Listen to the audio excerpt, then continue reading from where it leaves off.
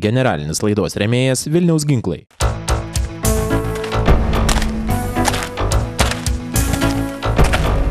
Apsaugok save ir savo turtą. Vilniaus ginklai. www.vilniausginklai.lt. Kėbulų remontas, dažymas kameroje, transportavimas. Šiauliuose Vlado Navicko įmonėje paslaugos aukščiausios kokybės. Laidos rėmėjas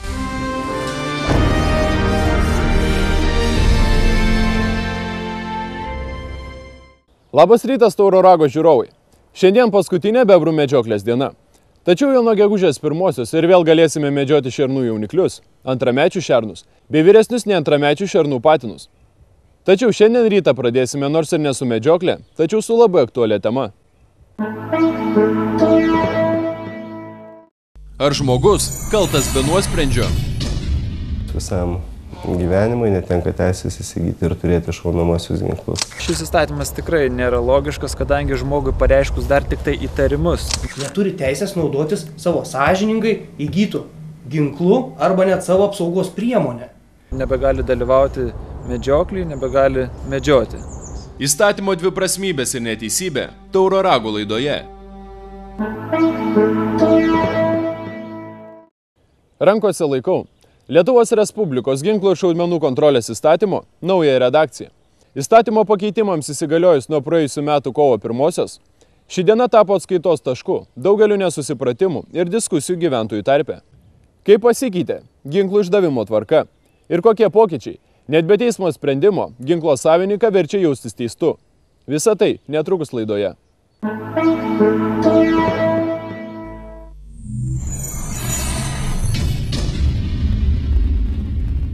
Tai medžiotojams turbūt svarbiausia yra tai, kad graižtinius ginklus galima įsigyti be 3 metų stažo, iš karto kreiptis dėl graižtinio ginklo įsigymo. Taip pat pasikeitė nepriekaištingos reputacijos reikalavimai, atsirado 4 punktai, pagal kuriuos žmogus visam gyvenimui netenka teisės įsigyti ir turėti šaunamosius ginklus. Tai visų pirma, jeigu jisai buvo nuteistas už tyčinį smurtinį nusikaltimą, už kurį baudžiamajam kodekse laisvės atėmimo bausmė yra numatyta didesnė negu 3 metai, jeigu padarė bet kokią nusikalstamą veiką, būdamas apsvaigęs nuo narkotinių priemonių ar neblaivus. Jeigu žmogus per pastaruosius 3 metus nemažiau kaip 2 administracinius teisės pažeidimus padaro, būdamas neblaivus, tokiu atveju jo reputacija laikoma priekaištinga ir ginklai yra paimami. Jeigu turime, leidimas panaikinamas. Panaikinus leidimą žmogus gali kreiptis dėl naujo leidimo gavimo tik tai po 3 metų. Taip pat, jeigu žmogus yra per pastaruosius 3 metus nemažiau kaip 2 kartus baustas už šiurkščius medžioklės taisyklių pažeidimus, tokiu atveju reputacija taip pat nebelaikoma nepriekaištinga ir ginklai yra paimami, o leidimas panaikinamas. Dar vienas klausimas. Tas įstatymas įsigalioja nuo kovo 1 dienos, taip? Atgalinė tai jis negalioja. Žmonės, kad jie turi ginklus, jie negalioja tas įstatymas. Taip, kurie turi ginklus, patikslinus turi leidimus laikyti nešiotis ginklus, jiems šis įstatymas negalioja, kol jie tuos ginklus turės. Problema yra su tais žmonėm, kurie turi dujinius ginklus, kuriems nebuvo reikalingi anksčiau leidimai laikyti nešioti ginklus, tai jiems šios įstatymo nuostatos yra galiojančios. Jeigu jie atneštų registruoti dujinį ginklą, ką privalo padaryti iki 14 metų sausio 1 dienos ir paaiškėtų, kad jis yra teistas už tyčinį smurtinį nusikaltimą, kaip pavyzdys, tokiu atveju jam tas ginklas nebūtų registruotas, jam jau galiotų naujos redakcijos ginklų ir šaudmenų kontrolės įstatymo nuostatos. Jeigu tas nusikalstama veika jinai buvo tyčinė smurtinė, nesvarbu, kada jinai buvo padaryta. Taigi remiantis šiuo įstatymu, žmogus bent kartą gyvenime suklydęs, už šią klaidą bus baudžiamas visą likusį gyvenimą, net atlikęs skirtą bausmę ir nebūtinai susijusią su įkalinimu. Ar demokratiškoje šalyje vis dar laikomės iš ankstinių nusistatymų prieš žmogų ir netikime galimybę keistis ar integravimus į visuomenę? Kaip bebūtų, dar daugiau diskusijų sukelia kiti šio pakeisto įstatymo punktai. Pagal dabar galiojančią ginklų ir šaudmenų kontrolės įstatymo redakciją, ginklai paimami, jeigu asmuo įstatymu nustatyta tvarka įtariamas ar kaltinamas padaręs tyčinę nusikalstamą veiką arba jam paskirta kardomoji priemonė suėmimas. Pažymėtina, kad leidimas nėra naikinamas, o ginklai paimami laikinam saugojimui, kol bus priimtas sprendimas baudžiamojoje byloje. Na, pas mus aplamai yra teigiama, kad ikiteisminis tyrimas neužtraukia aplamai jokių teisinių pasiekmių. Aplamai žmogui neužtraukia pasiekmių, tai yra normalus procesas. Tai va šio klausimu mes ir matom, kad šis procesas kai kuriais atvejais nėra normalus. Ir aš pasakysiu keletą aspektų. Reiškia pirmą. Dabar reklama, po kurios tęsime laidą. Sveiki medžiotojai. Pristatau Jums labai viliojantį pasiūlymą. Vilniaus ginklai ir ČZ ginklų gamintojas skelbia akciją medžiokliniams šautuvams. Jau dabar ČŽ 550 liuks modelis, kainavęs 2750 litų, akcijos metu kainuoja tik 2200 litų. ČŽ gamintojo ginkluose, laikui bėgant, metalinių detalių nepakeitė plasmasė, o medis išliko aukščiausios kokybės riešuto. Vamzdis yra dengtas juodu chromu, tai suteikia šautuvui ypatingą atsparumą drėgmei bei ilgamžiškumą. Laukiame Jūsų Vilniaus ginklų parduotuvėse. Mėsos meistrai, pagaminta žinovų.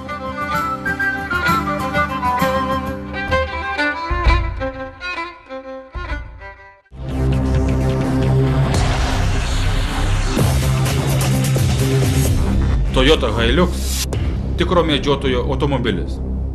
Pirmą kartą Lietuvoje ne 10 filmų apie medžioklę. Filmus įsigysite Lukoil Baltija, Baltic Petroleum ir Kvistės degalinėse. Keliaukite su geru kuru ir lietuvišku kinu. Parduotuvė Sava sodyba Šiauliuose pavasarį sutinka su atsinaujinusia prekių pasiūla. Čia tikrai išsirinksite kokybišką sodo bei miško techniką lanksčiausiamis kainomis. Prekiavome žoliapjovėmis, vėjos traktoriukais, krūmapjovėmis, benzininiais pjūklais, kultivatoriais, motoblokais ir kita patikimų gamintojų technika. Gal pradėkim pristatymą nuo Hitachi elektrinių įrankių. Hitachi elektriniai įrankiai gaminami Japonijoje ir šis prekinis ženklas populiarus visame pasaulyje. Gana patrauklios kainos ir žinoma firma Lietuvoje. Parduotuvėje Sava sodyba taip pat gausus motoblokų ir kultivatorių pasirinkimas. Motoblokai rusų gamybos, baltarusių ir prancūzų firmų. Čia įsigysite ir patikimą vėjos traktoriuką. Visą tai rasite parduotuvėje Sava sodyba Šiauliuose, Tilžės 99 prie senojo viaduko.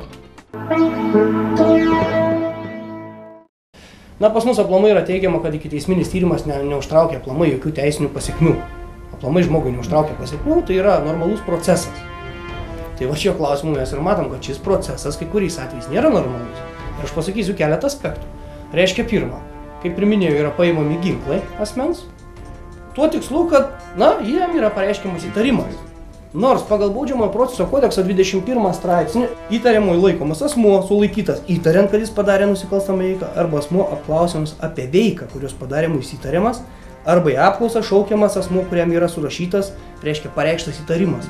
Tai įsivaizduokite, asmeniui dar gali būti net nepareikštas įtarimas, jau jis skaitomas įtariamasis. Tai va, vienas aspektas, sakykime, kad tai yra labai platu.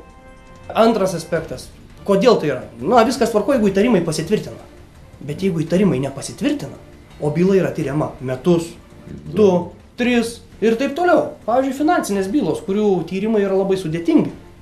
Tai negi visą tą laikotarpį asmuo, kur paskui bus priimtas sprendimas, nutraukti ikiteisminį tyrimą, neturi teisės naudotis savo sąžiningai įgytų ginklų arba net savo apsaugos priemonę. Tai va čia ir, aš manau, ir prasilenkiama yra su tam tikrom konstituciniam vertybėm. Pirma, tai 23 straipsnis nuosavybė yra neliečiama konstitucijos. Antra, 109 straipsnis vis dėlto vertinamasis kriterijus, kasgi vertina. Tai pas mus vertina Lietuvoje yra diskrecinė teisė, tik teismas. Teisingumo Lietuvoje vykdo teismo. Ir kita vis dėlto, jeigu aiškinant sistemiškai ir žiūrint, tai 31 straipsnė. Asmuo yra nekaltas tol, kol jo kaltė nėra įrodyta pagal įstatymą ir nėra pripažinta įsiteisėjusiu teismo sprendimu.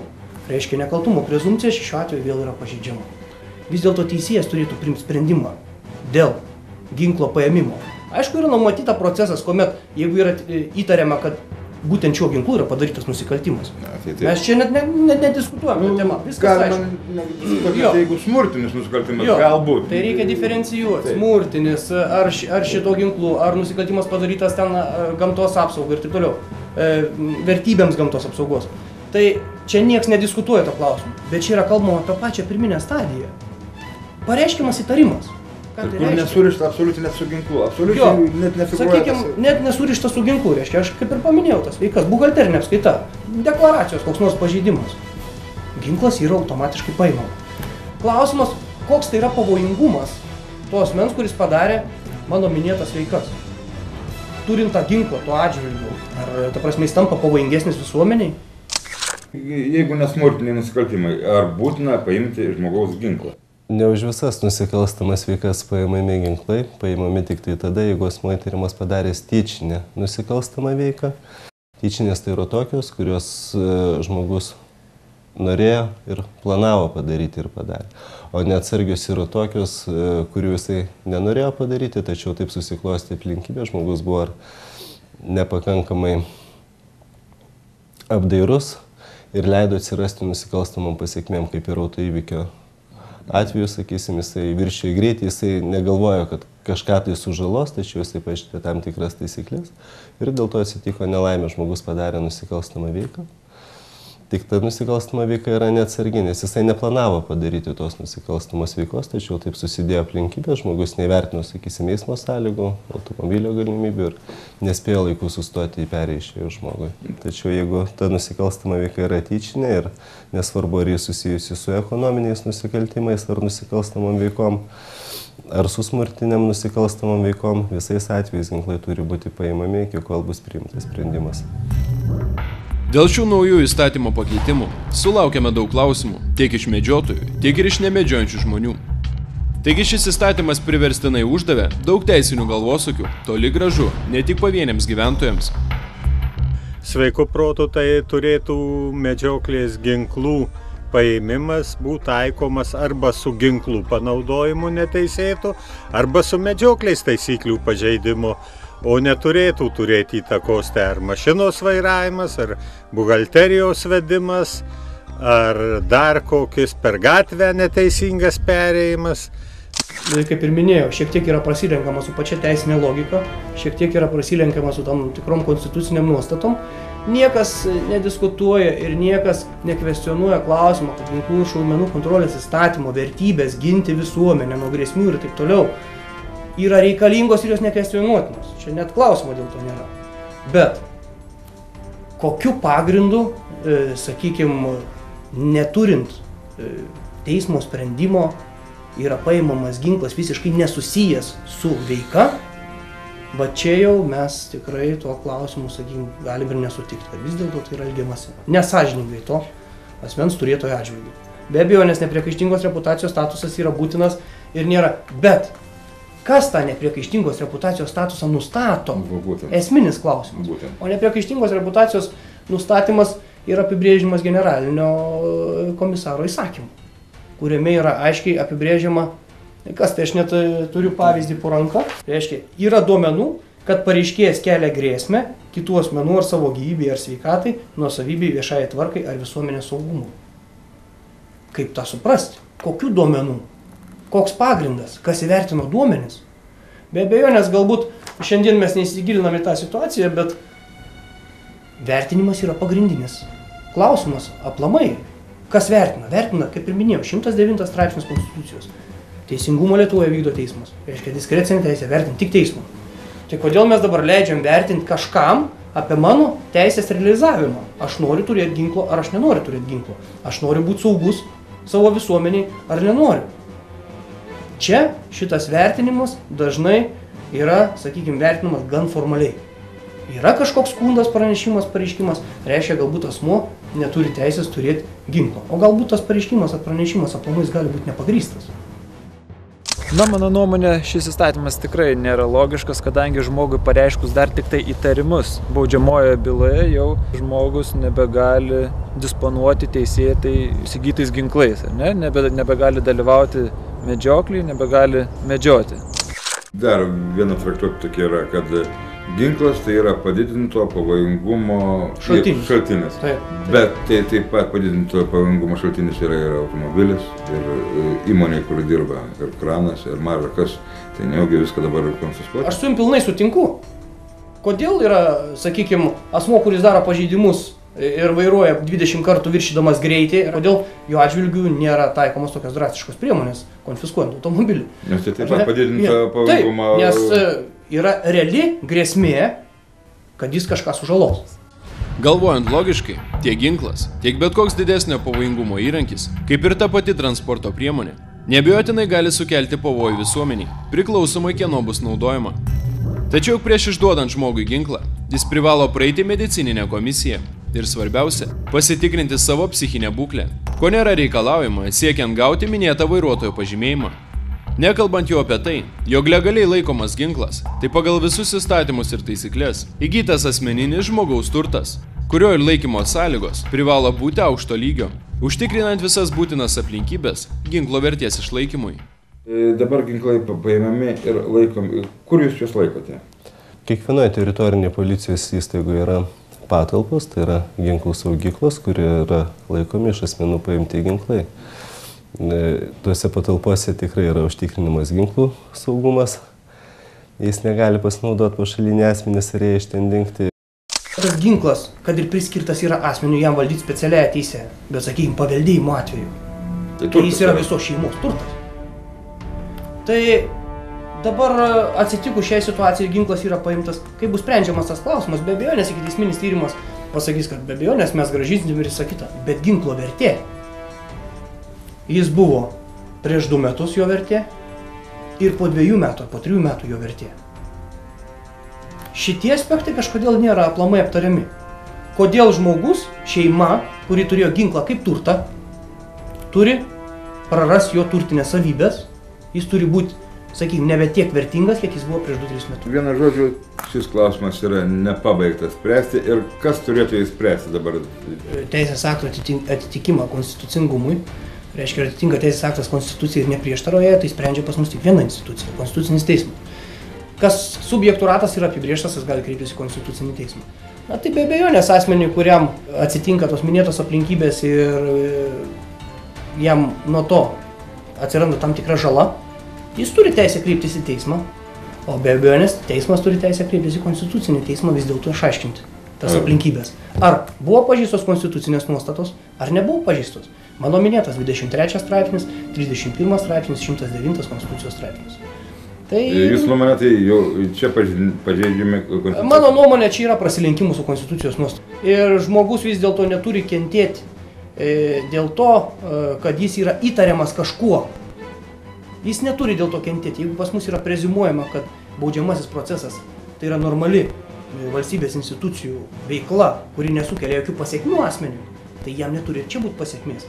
Nes priešingų atveju, čia man yra ginklo paėmimas, tai yra panašus į administracinio teisės pažeidimų kodekso 27 straipsnį numatytą specialiosios teisės atėmimą.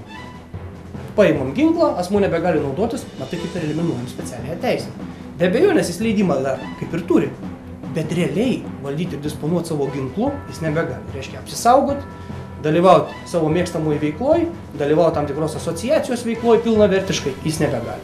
Na, o žinant mūsų teismų praktiką, kai teismai trunka 2-3 metus ir netgi ilgiau, jis nebegali naudotis teisėtai įsigytais savo ginklais.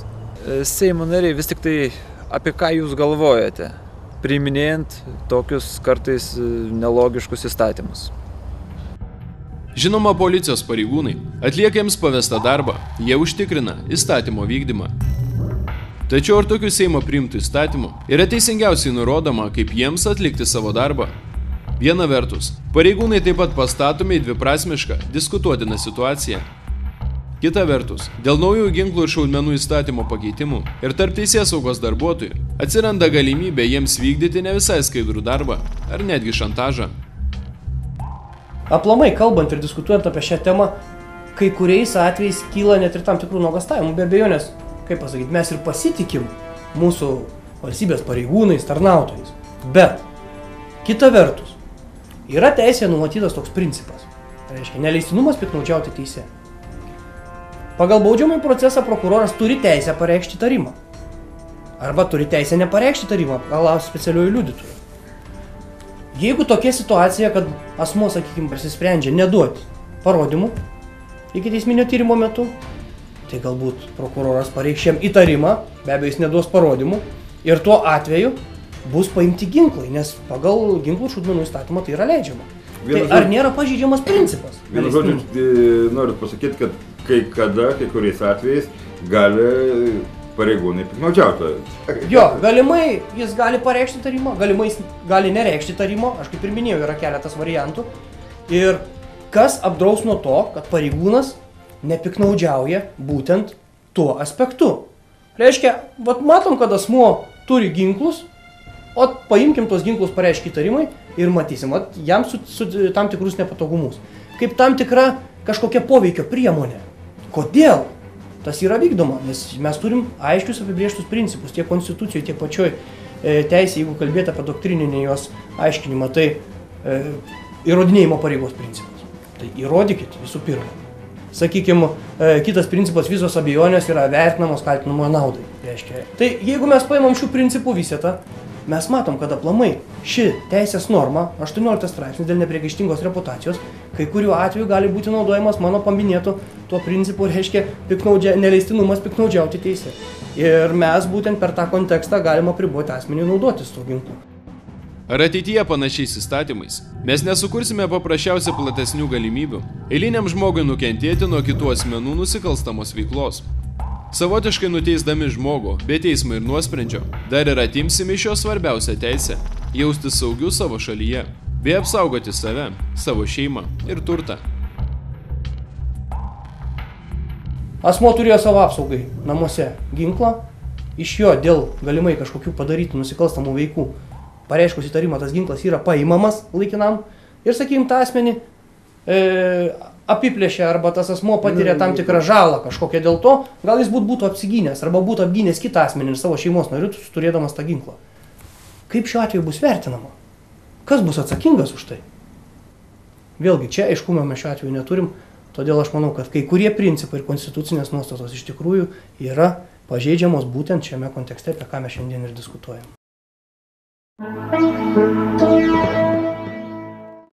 Vertinant laidoje aptartas problemas, ar jums žiūrovai nesinorėtų, jog ateityje priėmus naujus įstatymus, teisės specialistams nebereikėtų kelti retorinių klausimų dėl įstatymo dviprasmybių, o eiliniams piliečiams nebereikėtų jaustis beviltiškai tokiose situacijose?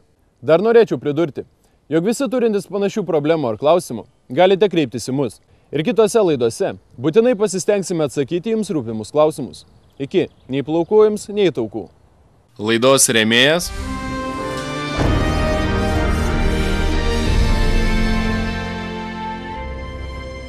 Kėbulų remontas, dažymas kameroje, transportavimas. Šiauliuose Vlado Navicko įmonėje paslaugos aukščiausios kokybės.